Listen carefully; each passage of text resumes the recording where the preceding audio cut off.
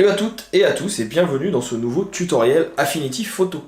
Aujourd'hui on va venir faire un petit photomontage. Il est tiré de ma formation complète sur le travail de reflet dans Affinity et on va apprendre à venir réaliser quelque chose de surréaliste utilisant une photo d'un chat et d'un tigre et comment on va pouvoir faire un petit parallèle magique entre les deux. Ce tutoriel, comme je le dis, est tiré d'une formation complète dont le lien est dans la description si vous voulez aller voir et vous y retrouverez même un petit code promo à moins 20%. Profitez-en. Si jamais la vidéo vous a plu, un petit like, un partage, un abonnement, ça permet à la chaîne de se développer et à la vidéo de continuer à vivre. C'est ce qui permet, encore une fois, à la chaîne de s'agrandir et pour ça, j'ai besoin de vous. Dans tous les cas, j'espère que la vidéo vous plaira, je vous en souhaite un bon visionnage et je vous dis à tout de suite.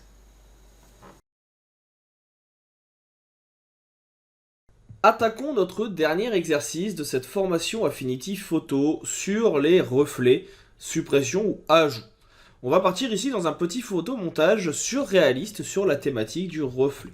Pour ce faire, on va utiliser cette photo de chat, cette photo de tigre, cette photo qui va permettre de créer le reflet, et ici de quoi ajouter quelques éléments surréalistes.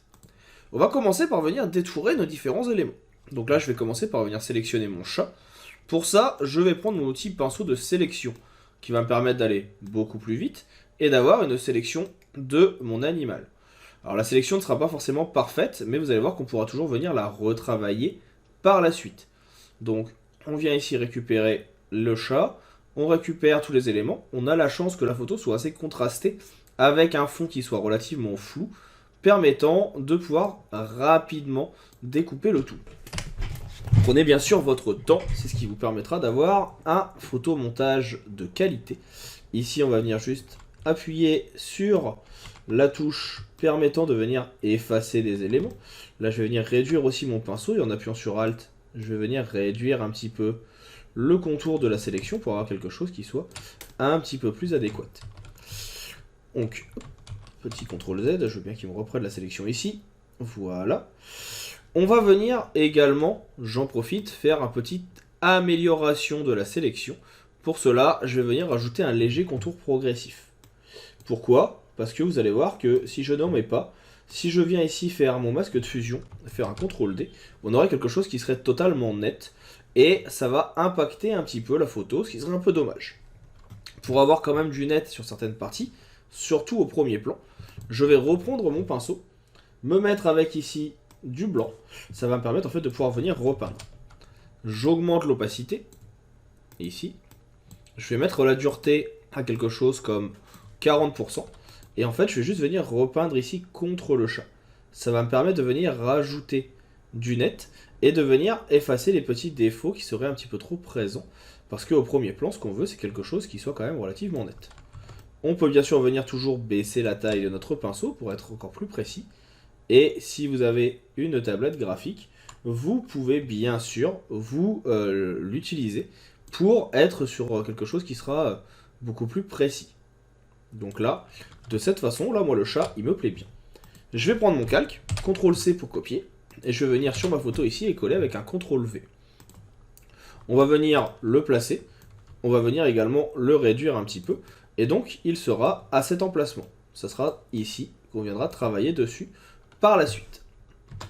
On va aller chercher maintenant notre tigre, et on va venir faire la même chose, une petite sélection de l'animal. Voilà, on sélectionne l'intégralité. Vous pouvez bien sûr agrandir la taille de votre pinceau pour avoir tout simplement quelque chose de beaucoup plus précis. Et puis venir au besoin, encore une fois, on va le faire après, repasser avec le masque de fusion et le pinceau pour avoir quelque chose qui soit mieux. Donc là, je vais juste venir effacer les éléments qui ne m'intéressent pas. Je fais attention de ne pas prendre l'espacement entre les pattes. Et puis, s'il manque un peu d'informations en bas, pas trop grave non plus. Parce que ça sera de toute façon supprimé dans le travail du reflet. Le petit masque, CTRL D, vous connaissez maintenant. Là, vous voyez que je n'ai pas mis le flou. Mais ça va permettre malgré tout de venir repasser avec notre pinceau. On vient réduire un petit peu la taille. Et là, vous voyez que si je repasse, je peux venir combler les petits trous, les petites imperfections, pour avoir un détourage beaucoup plus adéquat. On va faire tous les contours.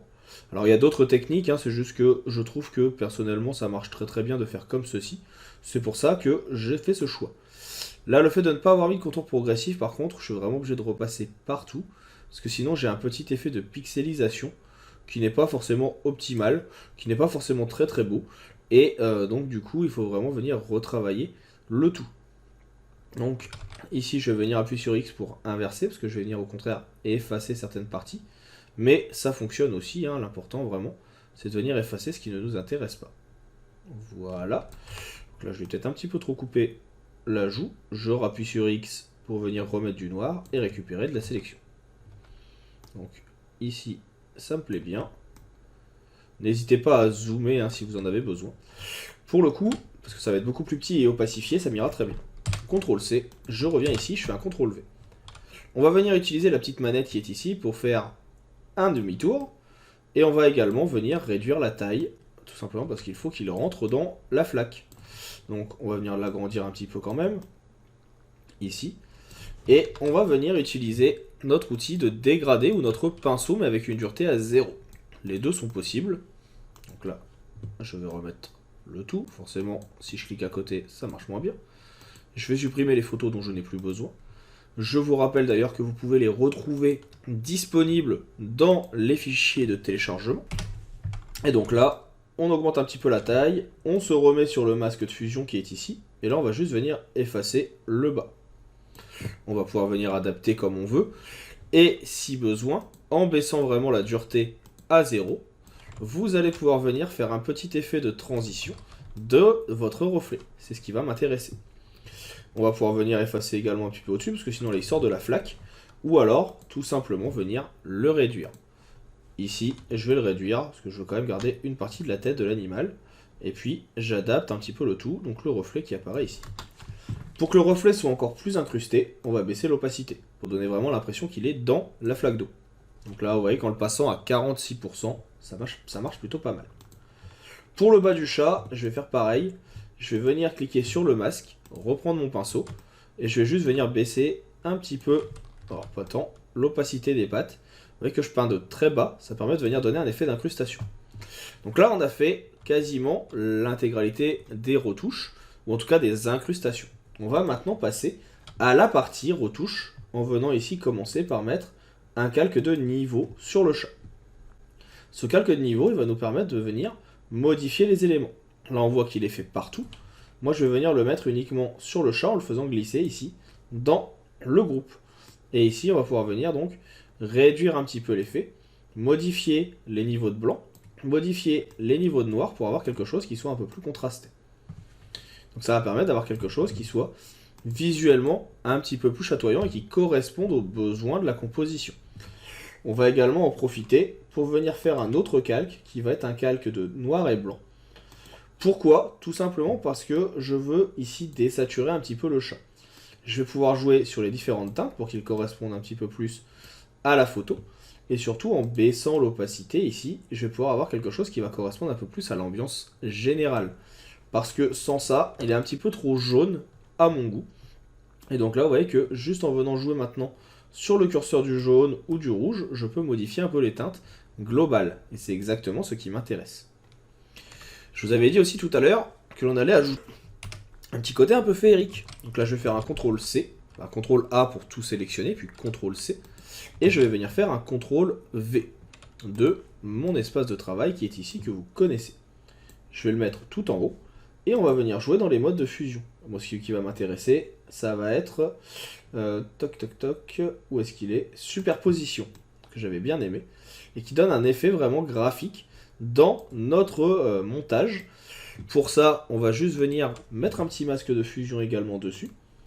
On va venir agrandir la taille de notre pinceau. Opacité, tout ça, vous connaissez. Et on va juste venir effacer. Et ça va permettre de pouvoir venir donner un effet graphique à la composition. Voire même, si on veut, ça peut être l'occasion peut-être de le remonter, d'avoir quelque chose qui touche à une bonne partie de la composition. Pourquoi pas le mettre sous le calque du tigre, on va dire en dessous. Là.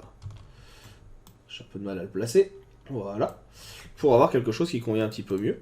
Là, je vois qu'il m'a fait un effacement qui ne m'intéresse pas. On va corriger ça, c'est pas un souci. Donc pour ça, on reprend du blanc, on se met bien sur le masque, je réduis la taille, puis hop, je vais juste repeindre là, je sais pas d'où c'est venu, mais voilà.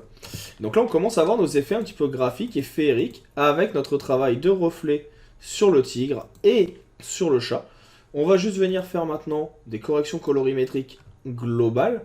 Commencer ici par exemple par une correction sélective sur la couche qui va être neutre. On va pouvoir ainsi venir modifier les effets pour avoir peut-être un côté un petit peu plus bleuté, avoir un petit peu plus de contraste, et puis bien sûr avoir aussi un effet soit un peu plus bleu, soit un peu plus jaune. Personnellement, je trouve que le bleu, ça rappelle le bas. Ça fait un petit peu un côté Roi Lion, je trouve, où on a le chat qui a son reflet qui apparaît adulte. On va peut-être venir travailler un petit peu le côté jaune, qui est un peu trop présent pour moi. Donc là, je vais venir baisser le jaune et augmenter le bleu. On va travailler aussi sur le rouge, donc pour essayer vraiment d'obtenir des couleurs qui vont nous correspondre un petit peu plus. Donc là, ça me plaît plutôt pas mal. On peut toujours faire un petit avant-après hein, pour voir le rendu. Et bien sûr, toujours jouer sur la couche noire pour pouvoir avoir quelque chose d'avoir plus contrasté ou plus visible suivant les besoins. Vous voyez que très très vite, on va avoir plutôt pas mal de choses qui vont se mettre en place. Et sur notre chat, et sur notre création graphique. Là, le chat est un petit peu plus incrusté. Moi, ça me plaît bien. Je vais peut-être juste baisser un petit peu l'opacité. On va pouvoir aussi revenir mettre un autre calque, qui va être un calque de niveau, mais global, pour l'ensemble de la composition, qui va nous permettre de venir peut-être éclaircir un petit peu le bas, de venir remettre un petit peu de contraste sur les côtés, et ici, en jouant sur le noir, de mettre un petit effet de vignettage. Ce qu'on peut faire aussi, et c'est la dernière chose que l'on verra dans cette vidéo pour finaliser, c'est de reprendre ici un pinceau avec du blanc, donc très très large, peut-être mettre un petit point de couleur ici, et en jouant sur des effets tels que l'éclaircie, la superposition ou l'incrustation, vous voyez que ça va permettre de donner des effets colorés qui vont faire ressortir la composition. Donc là par exemple, vous voyez que si je viens ici, ça me permet de faire ressortir un petit peu le tigre, et puis à l'inverse, on peut venir reprendre ici une couleur qui sera un petit peu plus grise, et ça va nous permettre de venir peut-être modifier la luminosité de ce qu'il y a au-dessus. Donc c'est pas forcément un photomontage très réaliste, hein, j'ai disais tout à l'heure, c'est qu'il faut faire du surréalisme, mais ça permet de prendre en main les outils de façon créative, ça permet de venir tester des choses. Personnellement, je trouve ça assez intéressant. Je préfère bien sûr la partie qui est en bas, mais l'idée de venir détourer le chat et d'avoir un petit peu de storytelling, un petit peu d'histoire, je trouve ça plutôt pas mal. Alors après, libre à vous de venir vous inspirer de cette idée, de venir en faire ce que vous voulez. Là, je vais juste baisser d'ailleurs un peu l'opacité du chat pour avoir quelque chose de moins fort. Et on va avoir donc notre création graphique qui est faite. Vous pouvez finaliser en venant soit modifier ici le recadrage. Je vais me mettre sans contrainte. On peut avoir quelque chose ici qui est un format un peu carré classique. Moi j'aime bien avoir quelque chose qui soit un peu long, ça peut être intéressant aussi, d'avoir vraiment quelque chose en type un peu marque-page. Là je vois qu'il y a un petit défaut en zoomant, je vais en profiter, je me doute que le défaut il doit être ici. On va revenir sur le masque de notre tigre, comme quoi ça sert parfois de zoomer pour revérifier certaines choses. On va venir peindre avec du noir, et donc on va pouvoir venir effacer ce petit trait récalcitrant de chaque côté qui n'a rien à faire. Et puis vous pouvez bien sûr venir retravailler. Si en zoomant vous trouvez qu'il y a un petit peu trop d'éléments visibles sur le côté ici, comme on l'a fait tout à l'heure, hop, un petit passage juste sur le côté. Comme on est sur un reflet, s'il manque quelques éléments graphiques ou quelques parties, j'ai envie de vous dire que ce n'est pas trop grave. L'important c'est que ça visuellement, ça convienne. Donc voilà pour ce petit exercice, c'est ainsi que nous finalisons ce tutoriel sur les reflets. J'espère qu'il vous aura permis de prendre en main les nombreux outils d'Affinity pour retravailler du reflet, les outils de retouche, les outils de pinceau, les outils de calque de réglage, etc. Si jamais vous avez des questions, n'hésitez pas, la section entraide est disponible, et on va maintenant passer à la conclusion dans la prochaine vidéo.